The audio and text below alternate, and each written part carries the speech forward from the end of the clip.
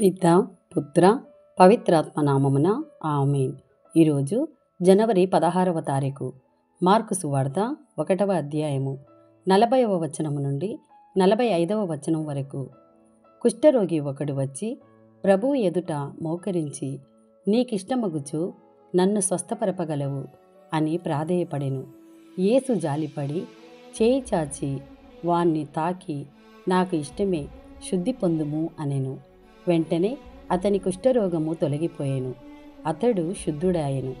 యేసు అప్పుడు, నీవు ఈ విషయమును ఎవరితోనూ చెప్పరాదు అని గట్టిగా ఆజ్ఞాపించి, నీవు వెళ్ళి అర్చకునకు కనిపింపుము. నీ స్వస్థతకు నిదర్శనముగా మోషే ఆజ్ఞానుసారము కానుకలను చెల్లించుకొనుము అని వానిని పంపివేశెను. కాని వాడు పోయి ఈ విషయమును మరింత ఎక్కువగా ప్రచారం చేయసాగెను.